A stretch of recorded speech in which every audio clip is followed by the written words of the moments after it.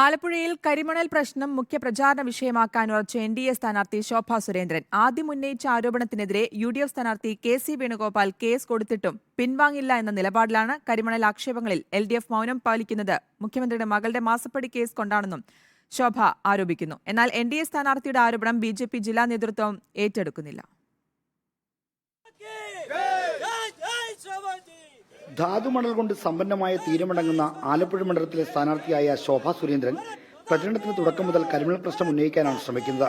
മുഖ്യമന്ത്രിയെയും മകളെയും ചുറ്റിപ്പറ്റിയുള്ള CMRL മാസപ്പടി വിവാദത്തെ യു.ഡി.എഫ് സ്ഥാനാർത്ഥി കെ.സി. വേണുഗോപാലിലേക്ക് കൂടി തിരിച്ചുവിടാനായിരുന്നു ശോഭയുടെ ശ്രമം. വേണുഗോപാലിനെതിരെ അഴിമതി ആരോപണം ഉന്നയിച്ചുകൊണ്ടായിരുന്നു ഇതിന്റെ തുടക്കം. ആരോപണത്തിനെതിരെ വേണുഗോപാൽ പോലീസിൽ കേസ് കൊടുത്തിട്ടുണ്ട്. എന്നാലും ശോഭാ സുരേന്ദ്രൻ പിന്നോട്ടില്ല.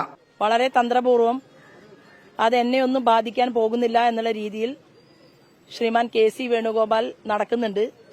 ആലപ്പുഴ അദ്ദേഹത്തിന്റെ വാട്ടർലൂ ആയിരിക്കും. തെരഞ്ഞെടുപ്പിന്റെ 2 ദിവസം മുമ്പ് നിങ്ങൾക്ക് ഞാൻ മറ്റൊരു മറുപടി കൂടി പറയുന്നുണ്ട്. കരിമണൽ വിഷയം ആവർത്തിച്ചുന്നയിക്കുമ്പോഴും യു.ഡി.എഫിന്റെ മുഖ്യ എതിരാളിയായ എൽ.ഡി.എഫ് വിഷയത്തിൽ തികഞ്ഞ മൗനത്തിലാണ്. ഈ കെ.സി. വേണുഗോപാലിന്റെയും കരിമണൽ കർത്തയുടെയും കൂട്ടുകെട്ടിന് പുറമേ നിന്ന് പിന്തുണ കൊടുത്തത് ആരാണ്? CITUവിന്റെ നേതാവ് എളമരം കരീം, അതുപോലെ തന്നെ INTUCയുടെ ചന്ദ്രശേഖരൻ. ഇവർ രണ്ടുപേരും ഒരുമിച്ചാണ്. അപ്പോ ആരിഫ് എന്ന് പറയുന്ന മുൻ MP ഒരക്ഷരം പറഞ്ഞിട്ടില്ലല്ലോ ഈ കരിമണലുമായി ബന്ധപ്പെട്ടുകൊണ്ട്.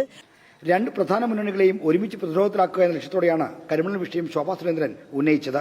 എന്നാൽ ജില്ലയിലെ BJP നേതൃത്വം ശോഭയുടെ ആരോപണം ഏറ്റെടുക്കുന്നില്ല എന്നത് ശ്രദ്ധേയമാണ്. ജില്ലാ നേതാക്കൾ ഒരാൾ പോലും ശോഭയെ പിന്തുണച്ച് ഇതുവരെ രംഗത്ത് വന്നിട്ടില്ല.